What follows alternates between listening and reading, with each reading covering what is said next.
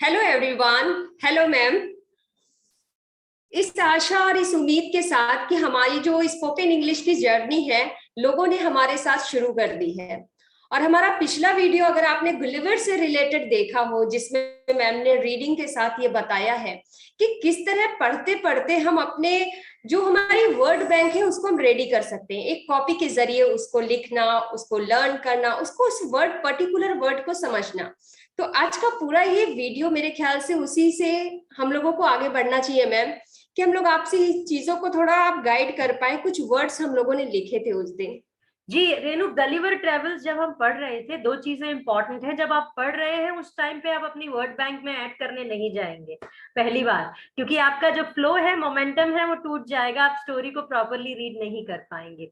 और दूसरी बात, आप उन वर्ड्स को जब अंडरलाइन करते हैं, आप पेंसिल लेके पढ़िए, उसमें तो कोई दिक्कत नहीं होना चाहिए, मगर जब आप पढ़ रहे हैं तो आप कोशिश ये करिए कि आप उनको अंडरलाइन करते रहिए और उनको उस कॉन्टेक्स्ट में, वो जहां लिखा है, आई थिंक हमने उसको वो करने की कोशिश किया था जब हम बैरन की बात कर रहे थे, बैरन लैंड, ये है ना। तो try to understand a word in the context of the sentence instead of taking the word out and saying कि भाई इसका मीनिंग ढूंढना है। नहीं, हमेशा वर्ड को उसके कॉन्टेक्स्ट में ढूंढने की कोशिश करते हैं। तो कौन कौन से शब्द थे रेनू, जल्दी से उनके ऊपर एक चर्चा कर लेते हैं। बिल्कुल, उसमें पहला वर्ड था, मैंने लिखा है एक्चुअली कॉपी में, और उम्मीद करती हूँ कि मेरे व्यूवर्स भी मेरे साथ कॉपी उन्होंने बनाई है और वो रिटन वर्क कर रहे हैं, क्योंकि जो भी अगर आपको सीखना है तो आपको लिखना बहुत जरूरी है। हमारे जिसमें पांच पहला वर्ड, पांच टिप्स थे रेनू, एक मिनट पहले, वर्ड से पहले। Right, speak, listen, read and stay positive. ये पांच वर्ड्स हैं हमारे मंत्रा के, और ये याद रखना बहुत जरूरी है। Go on Renu. Yes, the first word is ma'am autobiography. Autobiography. Now I hope आप लोगों ने इस मीनिंग को फाइंड करने की कोशिश की हो।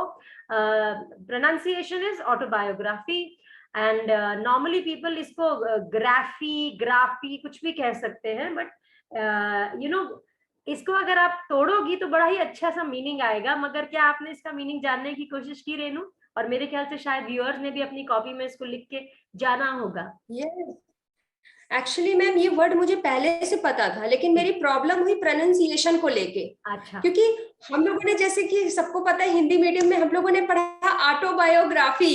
हाँ। हम लोग ऐसे हमारा साउंड निकलता है।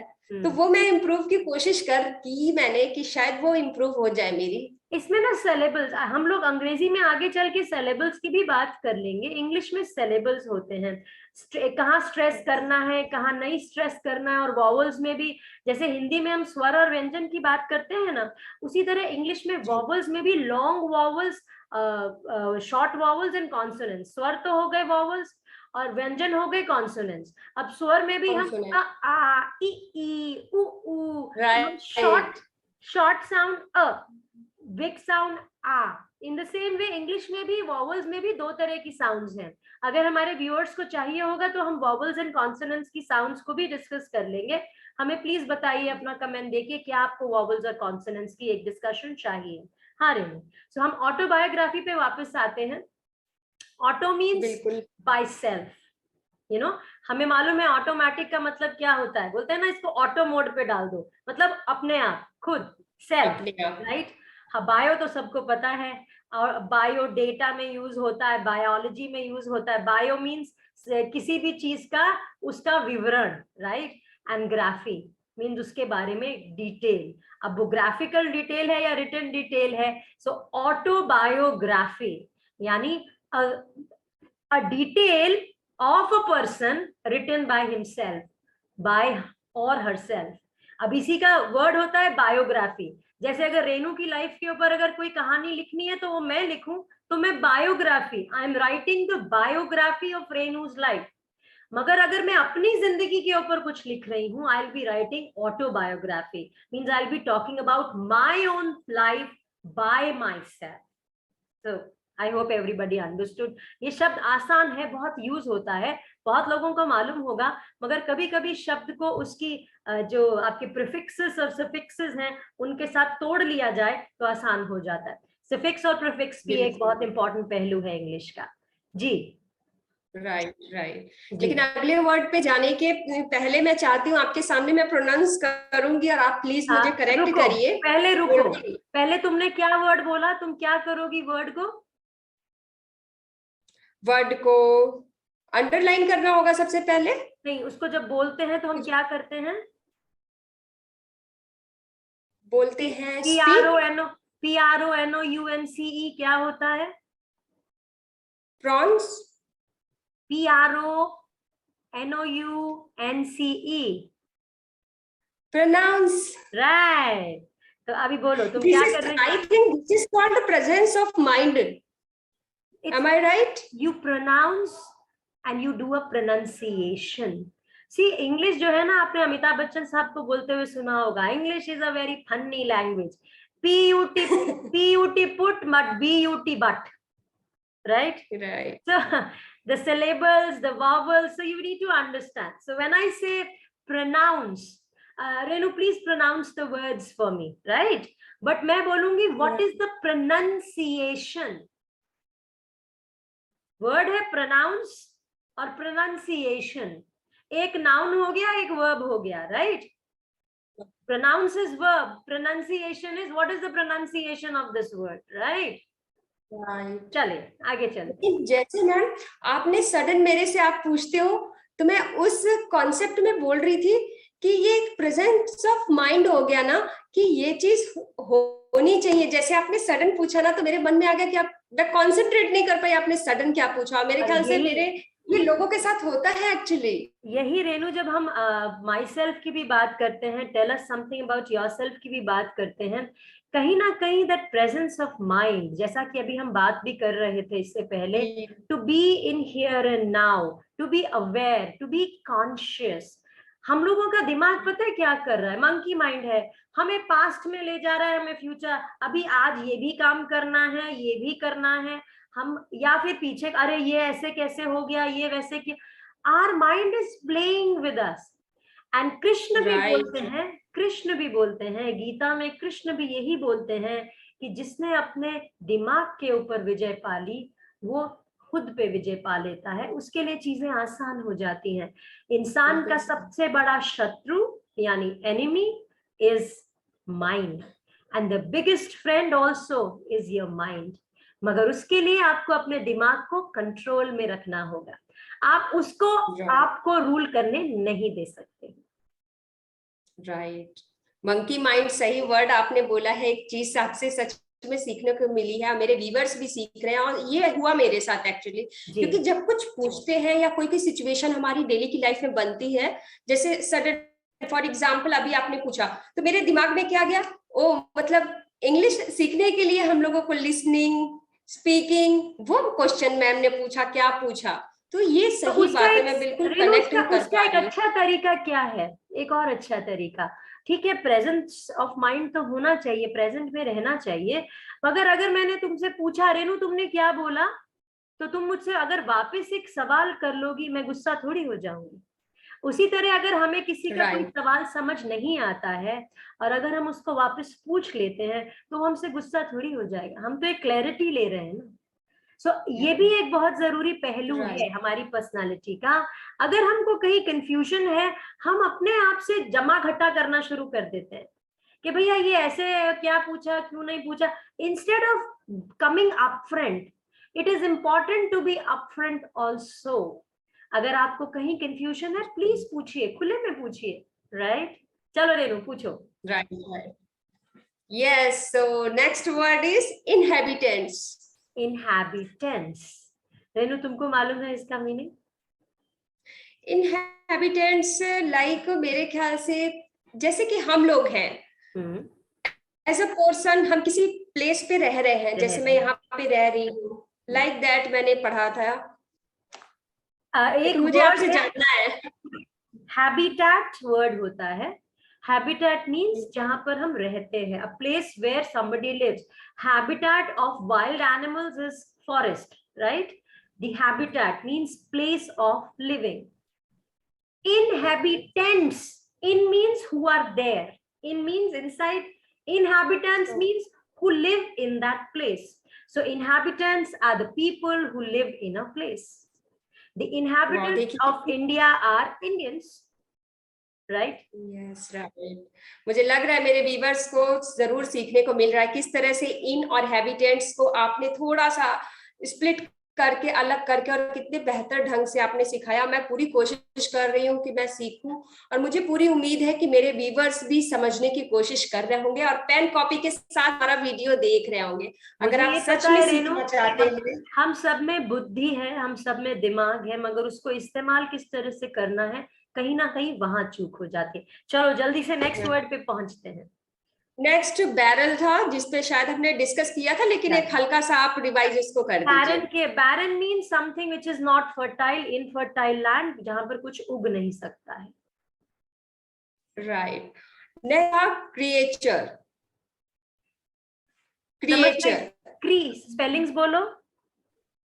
CREATURE।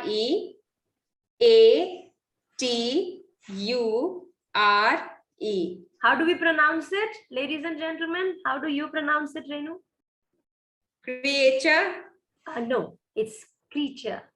वही मैं कह रही हूँ ना, इंग्लिश थोड़ी सी फनी है। इंग्लिश, हिंदी जो है ना, हिंदी बहुत सरल भाषा है। अगर इंसान हिंदी को समझ ले, ई ई उ उ बहुत आसान है, जैसे लिखा है वैसे ही बोली जाती है।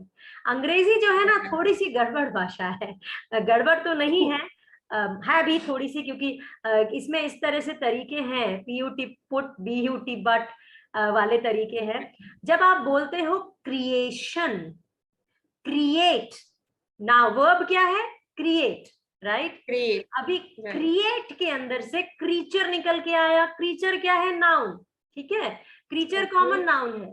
जैसे अगर जंगल के अंदर बहुत सारे क्रीचर्स हैं, शेर है, चीते हैं, they are all creatures, you know, they are wild creatures, जीव जंतु जिसको कि हम बोलते हैं क्रीचर्स। मगर जब हम क्रिएट बोलते हैं और क्रीचर बोलते हैं, तो देखो साउंड का फर्क हो जाता है। और ये इसका फर्क ये भी है क्योंकि एक वर्ब है और एक नाउन है। Creation, creature, create. क्रिएशन में क्रिएट वाला साउंड है ना? We are all creation of the almighty. We are all creation, मतलब हमने वो हमारे, हम उनके द्वारा बनाए गए हैं, क्रिएशन। एंड क्रीचर्स मीन्स जीव जंतु who have been created. Next word, creature. Am I right? Creature. Absolutely, creatures. Yes, creatures. Thank you so much. आप लोग को भी मेरे साथ प्रैक्टिस करनी है, बिल्कुल शाई नहीं होना है। वो समय गया जब हम लोग APPLE एप्पल, BALL बॉल ऐसे पढ़ते थे, शायद मुझे वो याद आ रहा है मैम अभी। रेनू, मुझे लग रहा है कि वैसा होना जरूरी है। अपने अंदर का बच्चा हमेशा जिंदा रखना जरूरी है, क्यूरियस होना। हमको ये नहीं समझना हम बहुत अक्लमंद हो गए हैं। जहां पे हम सोचे ना हम बहुत अक्लमंद हैं, वही हम गड़बड़ हो जाते हैं। हमें कल्टीवेटर्स माइंड, एक बच्चों वाला बिगनर माइंड रखना है। मैं भी हूं, मैं भी हर चीज को, जो भी चीज है, सीखने की कोशिश करती हूँ। इस तरह से नहीं कि मैं बहुत एक्सपर्ट हूँ, मुझे बहुत कुछ आता है। ऐसे सीखती हूँ जैसे मुझे भी कुछ नहीं आता है। So let us be the creatures who want to cultivate the habit of a beginner's mind. चलिए नेक्स्ट वर्ड पे पहुंचते हैं। नेक्स्ट था monster. Monster, fifth word is monster. Monster means दैत्य, राक्षस, जो मर्जी बोल लीजिए। हाँ, जो डराने वाला, डराने वाला, who has that दैत्य रूपी। अगर दैत्य की बात करेंगे तो आदमी को डर लगता है ना, जो बहुत विशाल होता है, डरावना होता है, खतरनाक होता है। जैसे क्या आप एक सेंटेंस मेरे व्यूअर्स के लिए एक इजी सा सेंटेंस बता दीजिए ताकि वो भूल नहीं पाए इस वर्ड को, मॉन्स्टर जैसा word. Monster, we all have a monster and an angel inside. We have to decide whether we want to have that monster's thought process or we want to have a angel's mind. An angels, देखो article गलत हुआ यहाँ पर, an angel's mindset. So it is on us whether we want to be a devil or we want to be an angel. या हमको दोनों का mix रखना है, वो हमारे ऊपर है। Right. Let's not be monsters. Let's not be monsters. Let's be beautiful creations of God. Right, हम लोग मॉन्स्टर हो शायद गए ऐसा हैं। बोलते हैं। ग्लोबल वार्मिंग मॉन्स्टर वाला काम किया है इंसान ने, समझती हो? Right ma'am. चलो लेट्स गो और नेक्स्ट। मेरे ख्याल से आपके इस तरह एग्जाम्पल दे, जो आप एग्जाम्पल दे रहे हैं, लोगों से शेयर कर रहे हैं, मेरे व्यूवर्स से, जो हमारे व्यूवर्स हैं, वो अब कभी इस वर्ड को मॉन्स्टर जैसा डेंजरस, जिसका मतलब हम लोग बोल सकते हैं, वो कभी नहीं भूलेंगे। भाई आशा करती रिलेट हूँ, कर लो उम्मीद ना, करती हूँ। कितनी गर्मी हो रही है, टेम्परेचर बढ़ रहा है, क्यों हो रहा है? क्योंकि हम लोग मॉन्स्टर्स हो गए, हमने प्रकृति यानी नेचर के साथ इतनी बुरी तरह खिलवाड़ कर लिया है कि हम खुद उसका खमियाजा भुगत भुगत रहे हैं। That monster's mind has not helped. It has made things go bad. Is there any more right. words? Is there any more words? Hedge, Hmm? HEDGE, hedge. Hedge. Hedge, झाड़ी, झाड़ी, झाड़ियां ओके। होती है ना। देर जब आप गार्डन्स में जाते हैं, छोटी छोटी hedges होती हैं वहां पे, so there are hedges everywhere, you know, झाड़ियां छोटी ओके। वाली। एस्टॉनिशमेंट, बहुत खूबसूरत वर्ड है। Okay, I was astonished to see that nobody was listening to me. Right? Yes. Astonished means surprised, shocked. Astonishment is a surprise in a shock manner. यानी रेनू क्या होगा इसका मतलब? Astonished, कोई चीज आश्चर्य, सडन देख के, मतलब आश्चर्य में, हिंदी में अगर मैं बोलूं तो आश्चर्य में पड़ जाना। आश्चर्यचकित हो जाते हैं, आपको एक शॉक की टेंडेंसी सी आती है, यू नो, जब आप उसको देखते हैं, और एक थोड़ा सा नेगेटिव कॉनोटेशन होता है most of the time. So to his astonishment, मतलब एक नेगेटिव ही है ना गिलिवर के साथ ही वो। To his astonishment he saw such giant demons coming near him, you know, so he was astonished, he did not know what to do. So astonishment is a state of surprise and shock. Yes, right. So I can say, मैं एक शब्द कुछ बोलना चाहती हूँ आपके सामने ma'am. बोलिए बोलिए। I become astonished after seeing a stranger in front of me. नहीं, वो स्ट्रेंजर बेचारा खाली आपका क्या बिगाड़ा? ओके, आई तो वॉज, मैं इसको, बोलिए। जैसे कुछ कुछ वर्ड जब मैं पढ़ रही थी मैम, तो मैंने देखा है कि कभी कभी होता है कि इसको हम पॉजिटिव वे में यूज कर सकते हैं, या ये पर्टिकुलर वर्ड नेगेटिव में यूज कर सकते हैं। तो थोड़ा सा इस पे और क्लियर आप बताइए, ताकि यूज करने में हम लोग को आसानी हो। जैसे मैंने अभी यूज किया लेकिन वो गलत था, तो कुछ ऐसा थोड़ी सी हेल्प करिए उस पे। देखो, जहां पर आपको एक शॉक, सरप्राइज तो हो मगर शॉक भी हो। अगर एक स्ट्रेंजर आपके सामने है तो आपको ऐसा शॉक नहीं होता है, ठीक है ना? मगर हाँ, I was astonished to see that stranger making such ugly faces. You know, अगर कोई आपके सामने अगली फेसेस बना रहा है और आपको समझ नहीं आ रहा है, आप शॉक्ड हैं कि भाई ये तो बात करने आया था, ये कैसे सरप्राइज हो गया, कैसा सरप्राइजिंगली कैसे फेसेस बना रहा है, और आपको पता ही नहीं आप उस सिचुएशन में क्या करो। एस्टॉनिशमेंट क्या है? आप ऐसी सिचुएशन में हो जहां आप आश्चर्यचकित हो, आप शॉक्ड हो, और आपको नहीं पता यहाँ आप क्या करो अचानक से। Right, right. कितने अच्छे से, मुझे लगता है कि मेरे व्यूवर्स भी सीखने के लिए बहुत कुछ है, और हमारे साथ अगर ऐसे ही आप बने रहिएगा, चीजों को एंजॉय करते, ऐसे ही हम मेरे चैनल पे, जो हमारा चैनल जिसमें हमने आशिमा मैम के साथ एक टीम बना के कोशिश की है कि आप लोग की सच में मदद हो पाए, किस तरह से एस्टॉनिशमेंट जैसे वर्ड में थोड़ी सी गलती को ला के सामने, जिसमें मैंने बिल्कुल शाय फील नहीं किया। मैं बहुत खुश हूं कि अगर मैंने शायद ये गलती मैम के, अच्छा हुआ मैम आपके सामने बोल दिया, ताकि मैं करेक्ट हो गई, मुझे पता चल गया कि आगे से मैं इस वर्ड का तब यूज करूं सेंटेंस बनाते समय जब शॉकिंग जैसा कुछ मेरे सामने होता है। राइट। रेनू, अभी और वर्ड्स है क्या? वर्ड्स 2 वर्ड और है, लेकिन उसको जल्दी छोड़ करते देते हैं, हैं। फिर एक होमवर्क देंगे और आज का जो हमारा एडिशन है इसको क्लोज करेंगे। ज्यादा बोर नहीं करेंगे। अगर आप बोर हो रहे हैं तो प्लीज लिख के भेजिए कि आप बोर हो रहे हैं। अगर आपको अच्छा लग रहा है और कुछ समझ पा रहे हैं तो वो भी लिख दीजिए, और हमें पता अच्छा लगेगा। सब्सक्राइब कर लीजिए चैनल को, लाइक कर लीजिए, नोटिफिकेशन ले लीजिए ताकि आपको पता चलता रहे। बताओ Renu, next words. Next word है chasing. Chase. To chase means to chase, follow. So when follow, you yes. say the lion was chasing the deer, you know, शेर एक, अब वो क्यों चेस करता है, उसको क्यों भागता है? उसको भूख लगी है, भूखा शेर तो उसको चेस करेगा, उसके पीछे भागेगा। So chase is always with a reason. So when you chase somebody, the police was chasing the thief to catch him. So when you chase something, it is for a reason. I'm trying to chase the dreams of my life.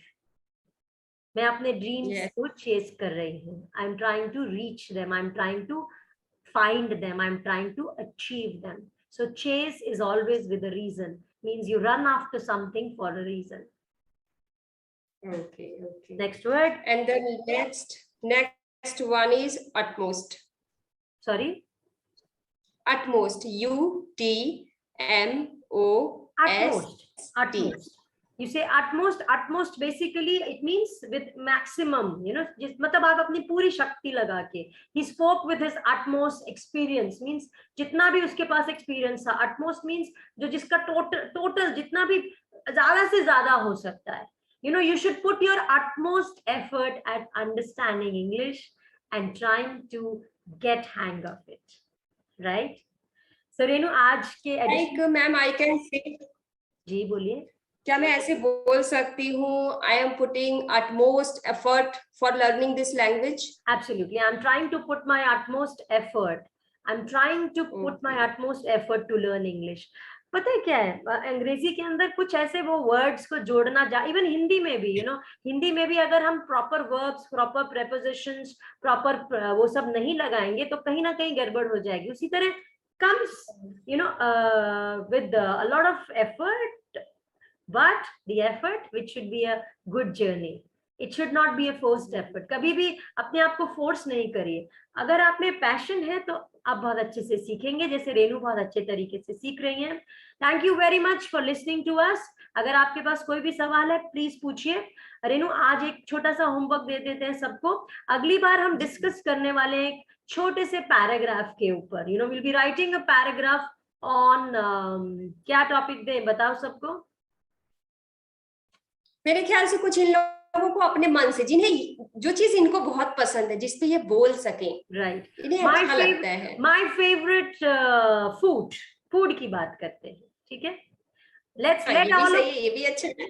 तो रेनू आप भी लिखोगी और बाकी सब भी लिखेंगे on my favourite food, and let's see what everybody rights. और अगर आप कुछ लिखते हैं हमें भेजिए, हम उसको करेक्ट करके आपको बताएंगे कि आपने कैसा लिखा और क्या लिखा. Thank you very much and take care.